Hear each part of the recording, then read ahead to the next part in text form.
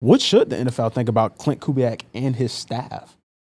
Here's another guy that I'm probably going to be too kind to, but I don't know. I mean, it's just this is every year of Klint Kubiak's NFL tenure as an offensive coordinator. It's like it's such incomplete information to judge off of. Like, I cannot forget how impressed I was just by like how good of a plan they had for an offseason, how they got everyone on board, how they taught everyone that plan, how their plan made sense, how it injected enthusiasm into the offensive line and the quarterback and Alvin Kamara and Taysom Hill. And when those guys were all together, it also worked. Yeah. And we only had 2 weeks of evidence of that. And no, they have not been able to make things work with 3 missing offensive linemen or 3 missing receivers or a missing quarterback. I am concerned about the fact that, second half adjustments, even early in the season against Philadelphia, we haven't seen if the original script doesn't work during a game. I don't think he's adjusted well in a game. I still feel like he's pretty good coach, and it's a pretty good staff, and it's a pretty good plan. And I think he probably deserves another opportunity in this league at some time, but this is 3 times now. He had 1 year in Minnesota before the head coach got fired. He had 6 weeks in Denver before the head coach got fired, and now he had 1 year here, and the head coach is going to get changed. And, it's tough to come back from 3 shots at it. There aren't enough coordinators in the league for him probably to get blocked out, and someone could justify it the staff got blown out in Minnesota and the staff got blown out in New Orleans and everybody was hurt and all that stuff. So I won't be shocked to see him get another chance somewhere. I just don't think he should be here. I've seen enough. That's fine. Seen enough. Sure.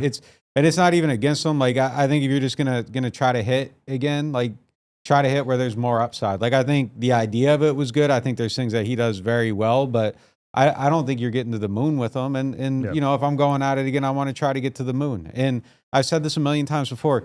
If I'm hiring a head coach and he's a defensive-minded head coach or a leader of men type or even a special teams coach, if he's not coming here with I can bring this offensive coordinator and he doesn't have that in his binder when he goes to the meeting, then I do not want him because that means nobody believes in him. And if no one believes in him, why am I believing in him? So I want somebody that's tied in, has a staff, has a vision. This is how I'm doing it, and this is how I'm getting it done. And if you aren't doing that, let me find somebody else. I don't want it to look like that. I don't want it to feel anything like the last time.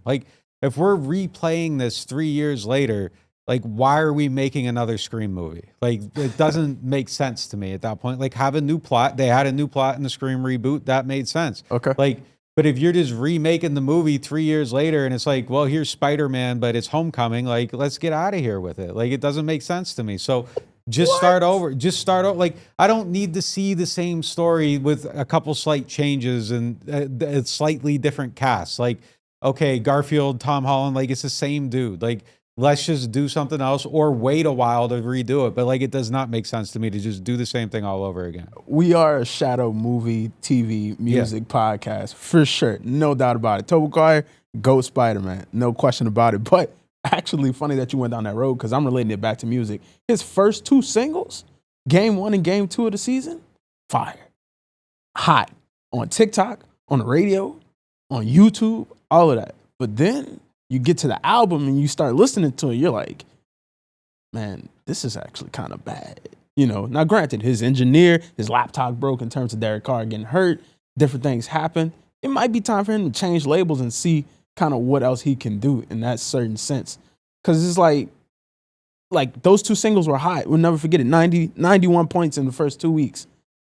Killer. We all remember those times, good times. But weeks 3 through 8, 94 points total. Weeks 9 through 7, 134. Ups and downs. Little baby, maybe we don't need an album right now. You get in the lab, change your beats up, change your flow up. That might be just what's best for everybody across the board. So week 1 was Ice Ice Baby. Week 2 was Go Ninja Go, and then he had nothing left. Bro, outside of my range, man. No, look, and look, I wrote this topic, and I said, what should the NFL think about him? Because the Saints shouldn't the Saints shouldn't think he's so great that they're like, yeah, we're keeping him no matter who the next head coach is. No, obviously not. But like, I mean, we talked to him and he was pretty open. He didn't want to think about his job future or whatever, but we had a good conversation with him yesterday. I'm just thinking, man, it's so tough for these guys who are tied to, and we talked about that when you choose to go work for Dennis Allen, who's already on the hot seat. You know you might only get 1 year at it, and you really end up in limbo. I think what'll happen with him, and first of all, you said it was just 2 weeks. You know, I also am lumping in May through August because I loved, like, I was buying the stock May through August before we ever saw him on the field, plus weeks 1 and 2. But obviously, you're right; it's gone super cold. But I think what happens is there's so many people running this system around the league. Maybe places where a Matt LaFleur gets a job, Mike McDaniel gets a job, a Kyle Shanahan gets a job. He probably gets to go work for someone who's running his system. One of those offensive coordinator jobs where the head coach calls the plays. I think he'll find new life in this league. I think Dennison and Benton. Yeah, exactly. He checked all the boxes. Like it was the right idea, the right pedigree, the right profile, the right lineage, the right going back to grad school in San Francisco.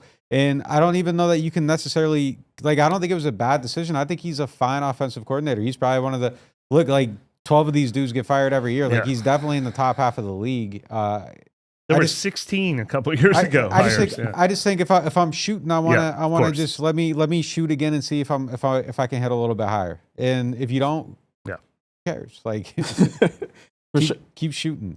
Just yep.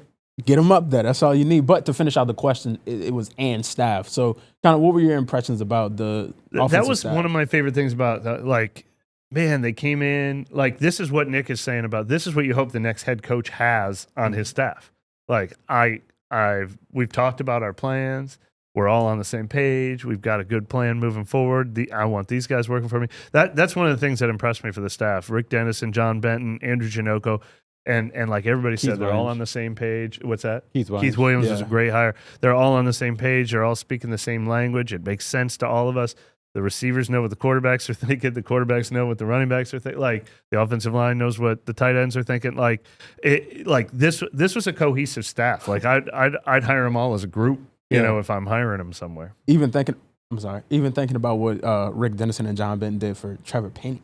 No, they did a good job. I think Keith Williams did a great job. I'd like to keep him maybe. Like, I think that, getting Kevin Austin in the viability in an NFL season is a huge plus. Got Valdez-Scantling up to speed pretty quick, even though he's kind of tailed off the last couple of weeks as people have come to realize that all you have to do is stop him to stop their passing game. Yeah.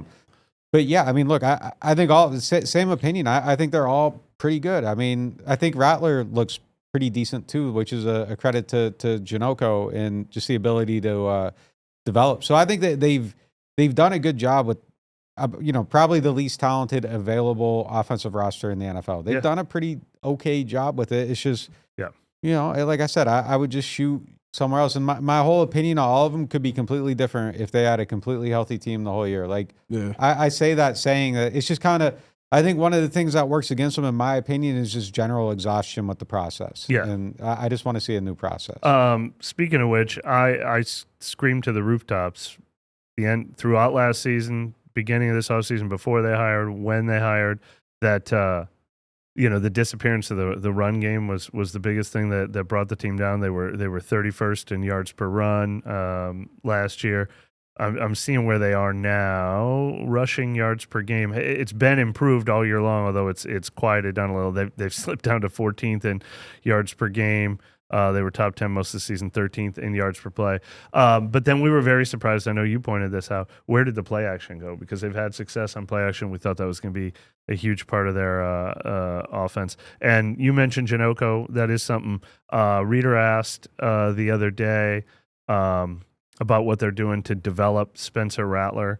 And I think that is something that's really important to Janocko. They said that in the offseason. Klint Kubiak really harped on that again yesterday.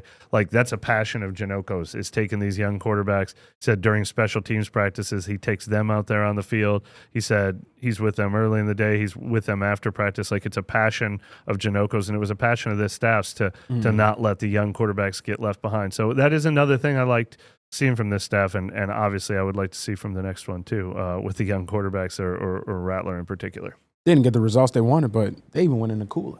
They won the cooler, man. That turned out to be a mistake.